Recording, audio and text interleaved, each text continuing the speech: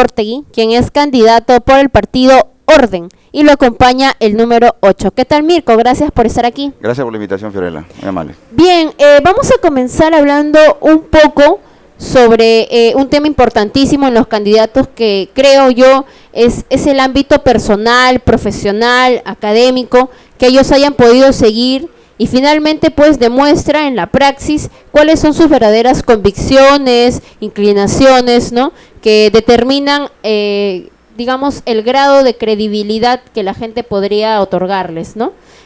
¿Tú has postulado antes algún cargo público? No, ninguno, y me parece sumamente importante lo que tú dices. Es importante que la población conozca a sus candidatos, sepan quiénes son sus candidatos, no solamente por qué partido están yendo, sino cuál es su hoja de vida, qué currículum tienen detrás de ellos, qué cosas han hecho en la vida, ¿no? Y yo te puedo decir, en líneas generales, yo estudié en la Fuerza Aérea del Perú, fui piloto de transportes de la Fuerza Aérea, fui condecorado por la participación en el Alto Cenepa, el conflicto del año 95, ¿no? Luego estudié Derecho en la Universidad San Martín de Porres, me recibí como abogado, hice una especialización en Derecho Aeronáutico, luego dejé la Fuerza Aérea, entré a la vida civil, soy piloto de aeronaves actualmente, soy presidente también del Sindicato de Pilotos del LAN Perú y presidente de la Federación de Trabajadores de Aviación Civil del Perú, que agrupa a todos los sindicatos que tienen que ver con aviación civil, ¿no? Y actualmente, atendiendo a una generosa invitación de Antero, decidí participar en política, ¿no? Derecho aeronáutico. ¿Me puedes explicar de forma muy breve ¿qué sector abarca esta especialización? Perfecto. La especialización la tuve que hacer en Argentina, porque en el Perú no existe una universidad o un instituto que dé una especialización. Estudié un año en Argentina, hice la especialización en Derecho Aeronáutico y Espacial, que es el nombre completo, ¿no? Y abarca todo lo que tiene que ver con la aviación, ¿no? Ya sea la aviación comercial, que es la que conocemos, la que está más vinculada con el público usuario, pero también existe otra rama de la aviación, que es la llamada aviación general, donde están las actividades aerodeportivas, parapente, aeromodelismo, ala delta, paracaidismo, globos aerostáticos, drones, planeadores, etcétera.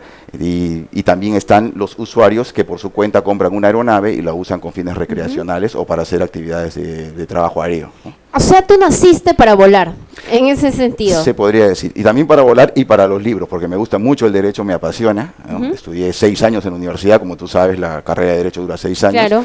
Y yo tenía que trabajaba en la Fuerza Aérea hasta las 4:30, 5 de la tarde, y luego volaba a la universidad de 6 de la tarde a 10 de la noche, durante 6 años. Eso debe ser muy complicado. Sí, complicado, pero me encantó. Lo que uno hace con pasión, prácticamente no siente el peso de la exigencia, ¿no? Muy bien. Tú que conoces de cerca las Fuerzas Armadas, especialmente la FAP, ¿me podrías decir cuál es el principal problema que tú detectas en esa institución?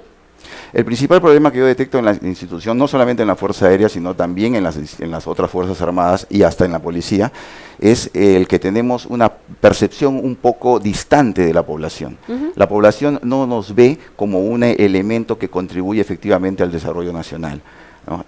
Tenemos el estigma de ser considerados un poco como patitos feos, como aislados. Una actividad que demanda mucho dinero, porque efectivamente sí, las Fuerzas Armadas tienen que ser competitivas, tienen que ser disuasivas, y eso implica tecnología. Y tú sabes, trabajando en un medio de prensa como este, que si no estás al día con la tecnología, estás en nada.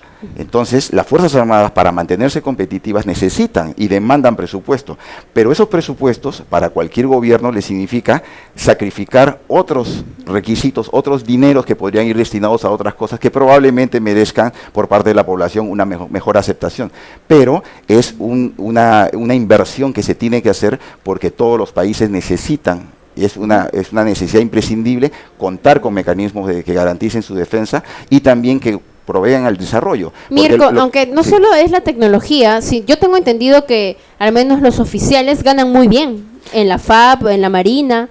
¿Eso es cierto o hay algún también...?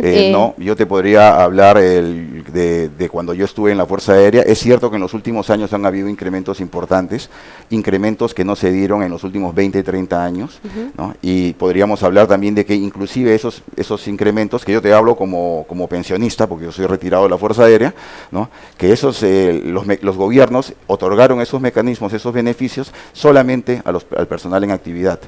dejando al personal en retiro, a los pensionistas, a las viudas, a los jubilados, los dejaron con unas pensiones congeladas, ¿no? Incumpliendo un pacto tácito que existió toda la vida, que nos puede parecer bien o mal, pero los salarios de las Fuerzas Armadas siempre han estado y siguen estando en el orden mínimo debajo de todas las escalas a nivel latinoamericano.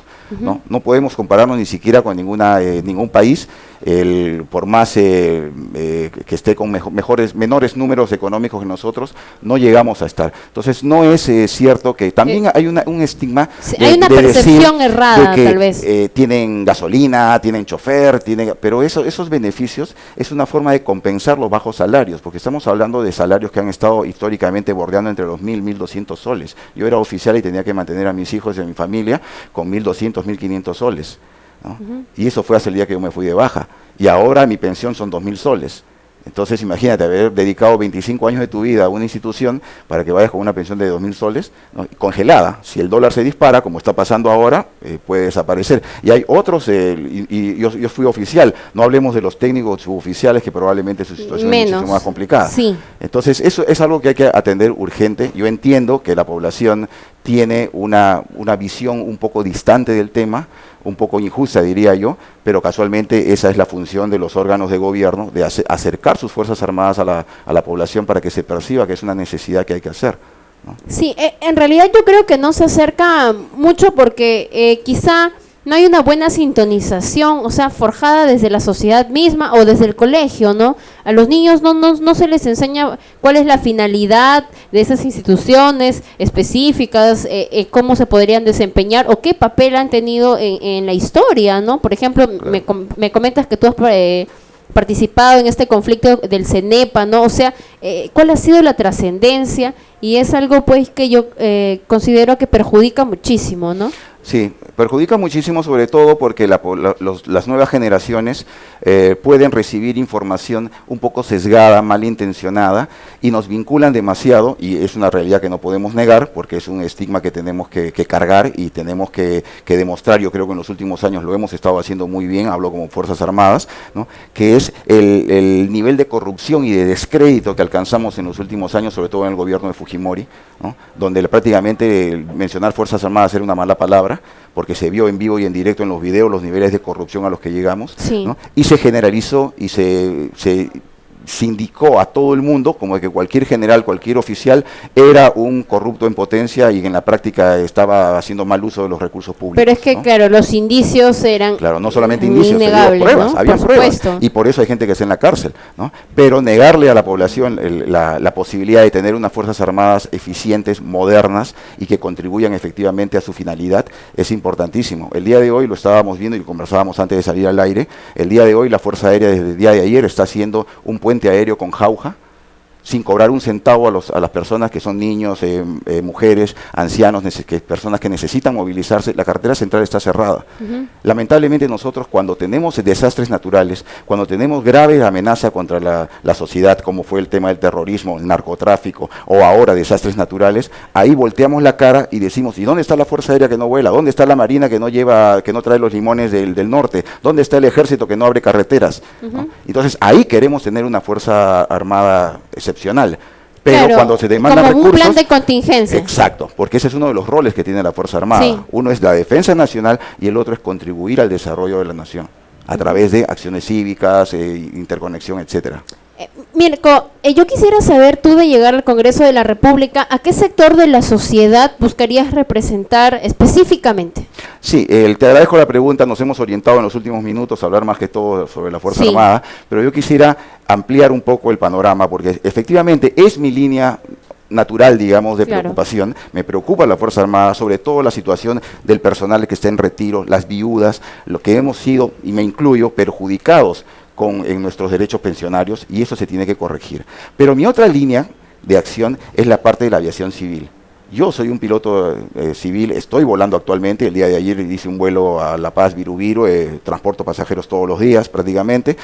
Como comprenderás, estoy haciendo mi campaña en los ratos que me permite mi rol de vuelos, pero fundamentalmente yo quiero llegar al Congreso para representar Primero, a todos los trabajadores que tienen que ver directamente con la aviación civil, que en el Perú, hablando en números gruesos, estamos hablando más o menos de 20.000 personas, ¿no? Son 20.000 personas las que directamente trabajan vinculadas a los aviones. Llámese personal que de descarga y carga maletas, personal de Talma, Lima Airport Partners, que son los operadores de aeropuertos, Corpac a través de sus mecanismos y el personal que trabaja en el control de tránsito aéreo, todas las líneas aéreas que están representadas en sindicatos de pilotos, de tripulantes de cabina, de despachadores de vuelo, de mecánicos, de trabajadores en general.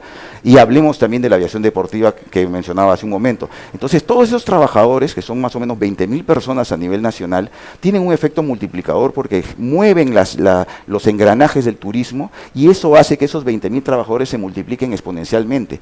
Porque cuando hay un aeropuerto y hay un vuelo, se movilizan las personas que vienen en el duty free, los taxistas, los hoteles, operadores turísticos. Entonces es una industria que tiene una representación nacional y un impacto en el PBI increíble.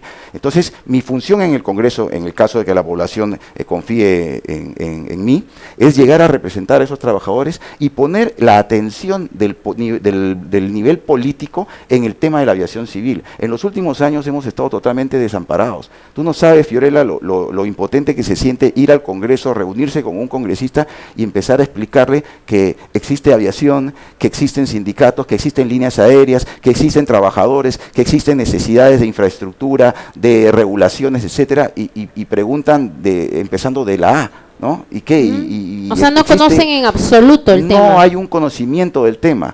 Y entonces yo creo que soy el único candidato que está hablando de este tema de aviación civil, y es un tema que tiene que estar en agenda. No es posible, Fiorella, que el año 2021, en nuestro bicentenario, recién tengamos la segunda pista del Aeropuerto Internacional Jorge Chávez, con el costo que representa eso. Recién estamos terminando los estudios para asignar la buena pro y empezar la construcción del aeropuerto de Chinchero. Cusco ya no se da abasto.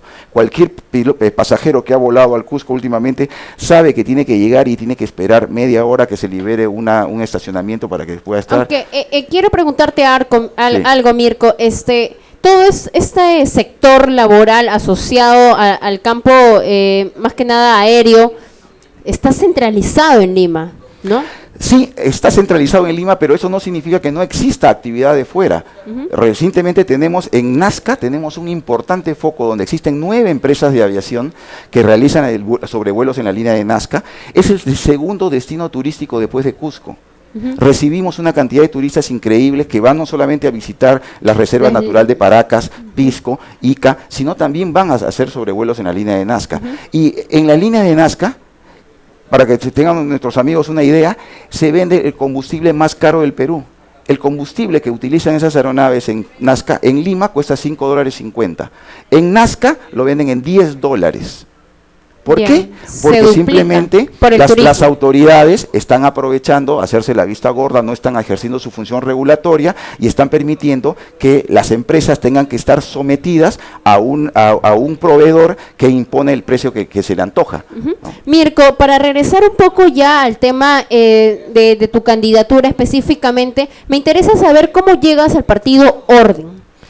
Bueno, como tú comprenderás, Fiorella, cuando uno tiene vocación política o tiene alguna inquietud política, lo primero que hace es ver un análisis de que con qué candidato o con qué partido se siente identificado o siente que sus ideas pueden tener reciprocidad y puede sentirse cómodo. Claro. ¿No?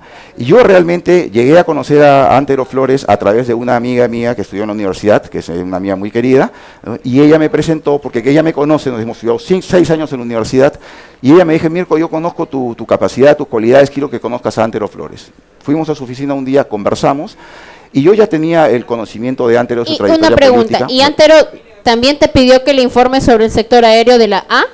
¿O él tenía ya algún conocimiento? Tenía 2 cosas. Primero, como todos nuestros amigos saben, él fue ministro de Defensa. Eso le permitió tener un conocimiento de las Fuerzas Armadas y una parte de la aviación bastante profundo. El otro conocimiento que él tenía, y que me dio mucho gusto, tenía un conocimiento sindical, y tiene un conocimiento sindical muy claro. Cuando yo le mencioné que yo era presidente del sindicato de pilotos y también de la Federación de Trabajadores, él inmediatamente me dijo: o sea que tú representas a un sector, porque una federación es el nivel que está por encima de todos los sindicatos. Sí, le dije, es la única federación que tiene que ver con aviación, ¿no? Y él me dijo: me interesan tus propuestas. Es más, el plan de gobierno de Orden probablemente es el único plan de gobierno que tiene 4 páginas dedicadas exclusivamente a aviación civil y aeropuertos.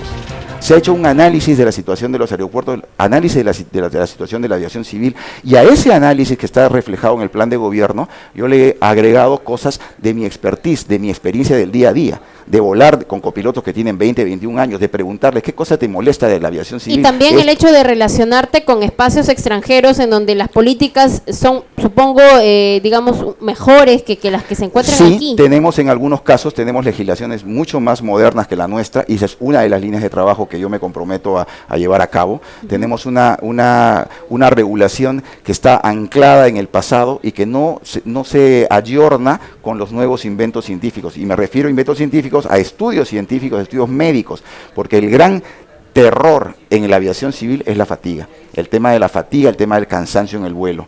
Porque volar con tripulaciones que no están... Es una gran responsabilidad. No solamente una gran responsabilidad, es un gran riesgo que nos estaríamos corriendo. Y nuestra legislación requiere ser modernizada con urgencia. Nosotros hemos pasado en los últimos años, para que tengas una idea, cómo hemos estado volando los pilotos hasta hace 4 años, teníamos solamente 4 días de descanso al mes. Volábamos 6 días de trabajo por 1 día de descanso. No existía ninguna limitación al número de madrugadas. Eso significaba que un piloto podía ir al Cusco todos los días a las 5 de la mañana, recogiéndolo de su casa a las 2:30 más o menos, durante 6 días de la semana. Descansaba 1 día y al otro día volvía de nuevo una rutina de 6 días de madrugadas seguidas. Así estuvimos volando hasta hace 4 años. Gracias a gestiones que hicimos con ustedes como la federación. Nosotros como federación y como sindicato de pilotos logramos que ahora volamos 6 días de trabajo por 2 de descanso. Mirko, yo entiendo de que buscas representar específicamente un sector y es algo que me parece muy rescatable y bueno, los candidatos se apuntan a eso. Sin embargo, hay temas que la sociedad a veces no logra asimilar por muchos factores, ¿no? Quizá pues la falta de publicidad, la falta de sintonización directa, ¿no? Que pues a veces dificulta, ¿no? esta comunicación que puede incluso determinar el grado de representatividad que ellos quieren, digamos, otorgarle a un candidato. Vemos que el partido Orden no ha tenido un avance notorio en las últimas encuestas y pues no estoy segura si pasa de la unidad. Entonces, ¿cómo podría explicarse este fenómeno que, bueno, a mí personalmente me sorprende, ¿no? Porque estamos hablando ya de una campaña que es extendida. Antero anunció su candidatura a la presidencia del año pasado. Tú, que estás inmerso en esta institución, ¿cómo podrías explicar eso?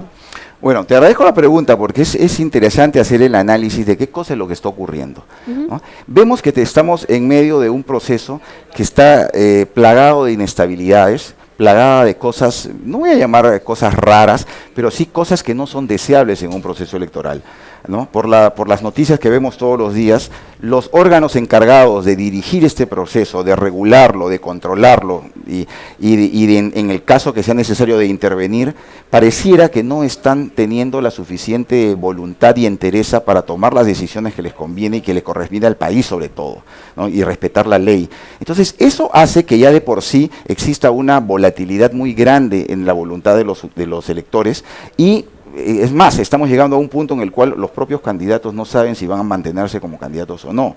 Hemos visto que han habido renuncias, probablemente continúen habiendo más renuncias y la renuncia de un candidato jala a todos sus candidatos al Congreso. Sí. Es cierto, como tú mencionaste, porque no me corro de la pregunta, es cierto que al momento, al día de hoy, las encuestas no están favoreciendo a nuestro candidato Antero, ¿no? Pero yo lo que le quisiera decir a la población, sobre todo a los jóvenes, porque esta es una señal dirigida básicamente para los jóvenes, sí. Yo me identifico con ellos, tengo un hijo de 24, una hija de 26, ¿no? Y con ellos tengo una excelente relación, yo sé cómo están pensando los jóvenes, ¿no? Yo sé que existe un hastío de la política, no quieren saber nada con nadie, y que se vayan todos, apaguen la luz y vámonos, y dedíquense a otra cosa, ¿no? Pero yo quisiera decirles a ellos de que si nosotros nos aislamos del problema, un día vamos a querer tener un trabajo, emprender una empresa o hacer algo y nos va a sorprender una ley mal hecha, nos va a sorprender un funcionario corrupto, nos va a sorprender una legislación que no nos favorece, que nos perjudica. Y ese día nos vamos a dar cuenta que toda nuestra vida lamentablemente está regida y regulada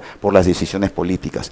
Si nosotros que nos quedamos en nuestra casa viendo televisión y hablando mal de todos los que se presentan y todos los que quieren hacer política, no estamos contribuyendo a solucionar el problema. problema. Estamos entrando en una fase de negación y decir todos son malos no sirven para nada, ¿no?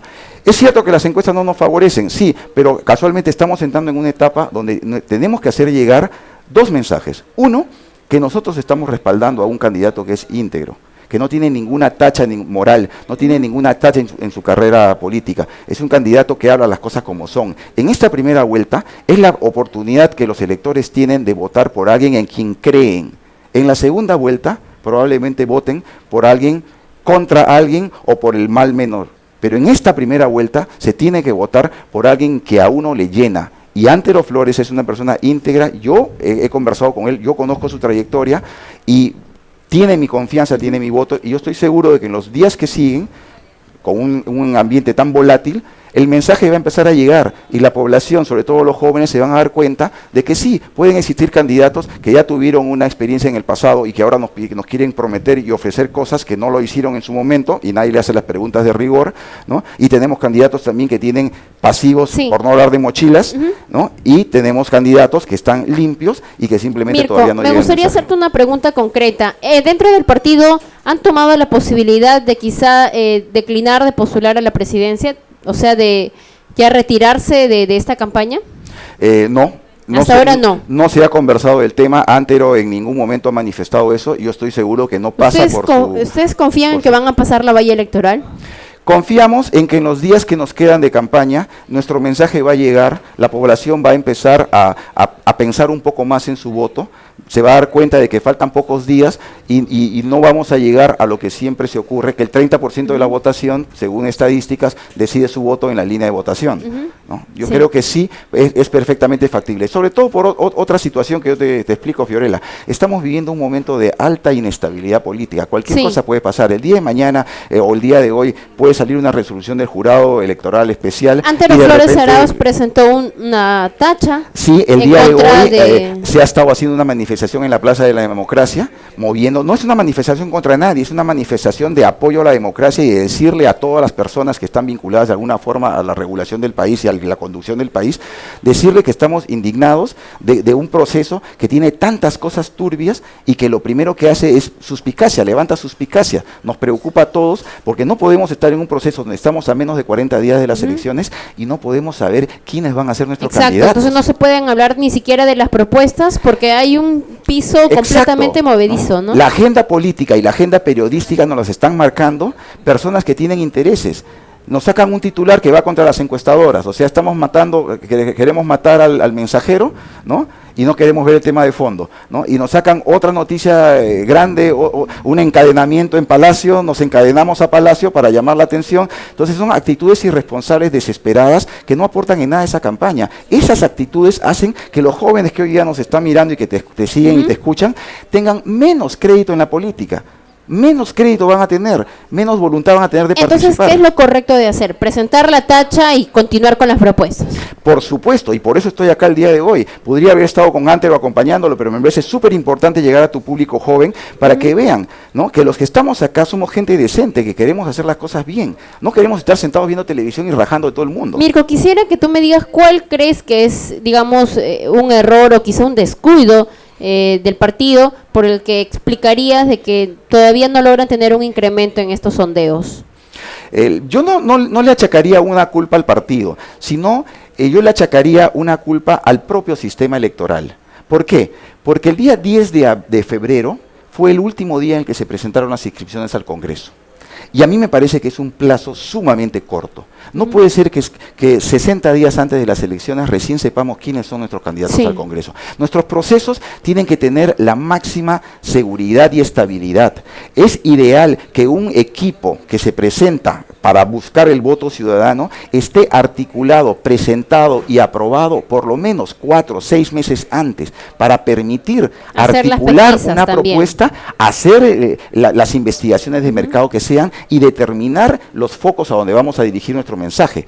Armar una campaña donde el día 10 de abril, es más, hasta el día de hoy, que estamos a 2 de marzo, hasta el día de hoy hay muchas listas al Congreso que todavía no están aprobadas, no están confirmadas por el Jurado Nacional de Elecciones. Entonces, ¿te imaginas cómo puedes tú dedicarte a difundir tu mensaje, a hacer una campaña política cuando ni siquiera estás seguro que tu inscripción va a prosperar? Sin embargo, algunos candidatos nuevos, en el caso de Alfredo Barnechea, Verónica Mendoza, qué sé yo, Julio Guzmán, han podido, a pesar de estas cuestiones, digamos, tener un incremento, un despegue notable. ¿Cuál es tu opinión respecto a estas candidaturas políticas que son principalmente apoyadas por los jóvenes en base a su desasociación, ¿no? Al menos del campo político notorio, ¿no? A los que estamos acostumbrados? ¿A ti te parece certero el hecho de poder apostar por una persona nueva? Sí, me parece que es sumamente válido. Pero Antero no es una persona nueva, o sea, una persona que ha tenido cargos públicos. Sí, notorios. Efectivamente, pero es la primera vez que se está presentando candidato a la presidencia. Entonces, es una persona nueva en términos de tentar la máxima magistratura del país, ¿no? Yo veo con mucha simpatía las candidaturas emergentes de personas nuevas, porque me parece que es sumamente importante, independientemente, Fiorella, de quién represente a qué sector. Lo que me parece positivo es de que exista una movilización nacional que orienta el voto o orienta las preferencias hacia candidaturas frescas, a candidaturas nuevas y sobre todo a candidaturas que presenten cosas distintas. Quisiera hacerte una pregunta, Mirko, es algo especulativa. En el caso de que pasen a la segunda vuelta solamente Keiko Fujimori y Julio Guzmán, ustedes quedarían rezagados ya de esas nuevas elecciones. Tú, en lo personal, ¿por qué partido apostarías, ¿no? O forjarías una alianza? Porque eso siempre se hace. Claro, bueno, tu pregunta es a título personal y te voy a responder a título personal, porque yo no puedo hablar por el partido, supuesto, no, y claro. mucho menos por Antero. Esas son decisiones en el supuesto negado que no tengamos la preferencia para pasar a la segunda vuelta. Probablemente sea una decisión que se tenga que tomar al nivel más alto del partido, ¿no? Modo personal.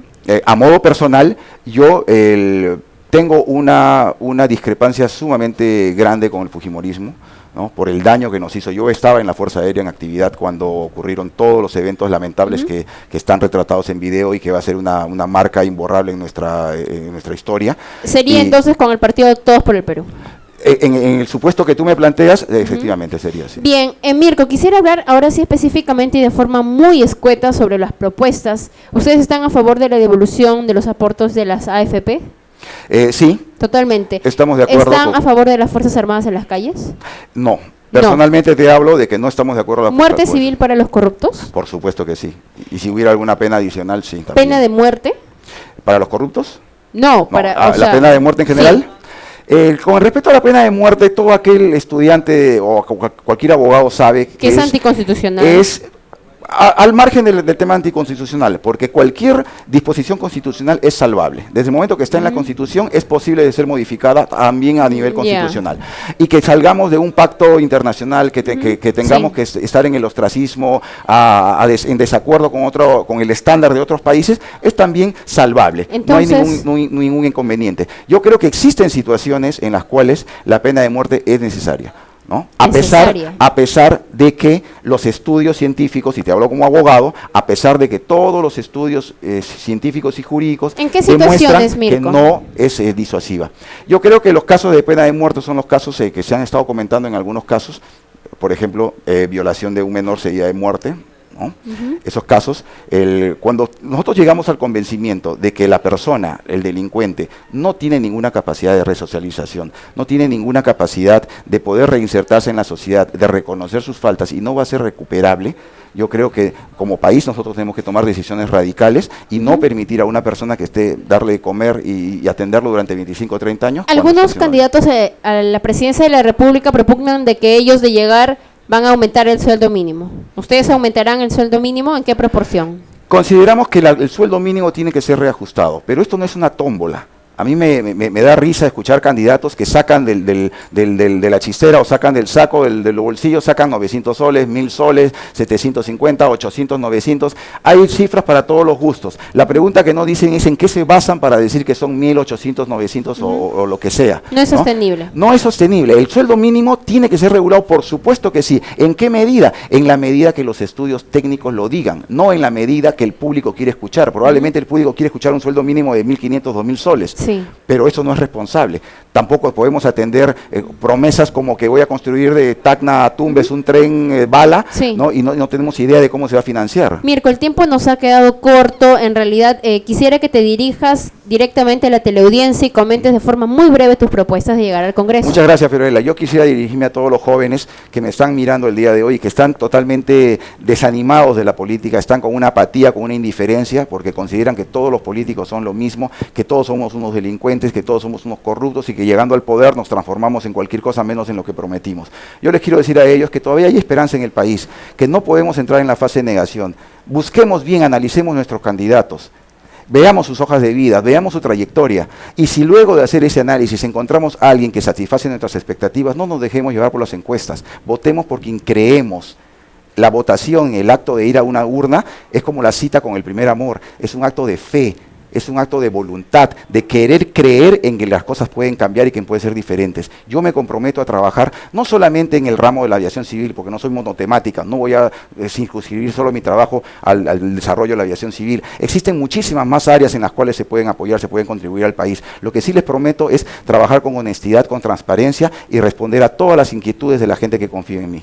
Bien, gracias Mirko por estar aquí. Ya lo saben, él es Mirko Olortegui, está postulando por el partido Orden y lo acompaña el número 8. Conmigo un breve corte comercial y regresamos con más.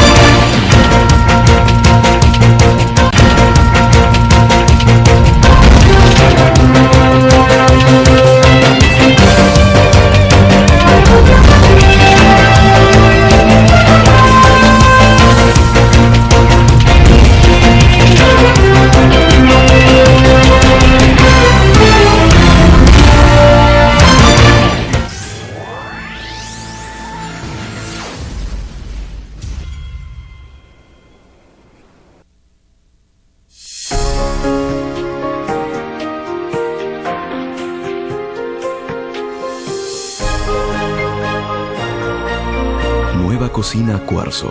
Despierta tu imaginación. Indurama inspira.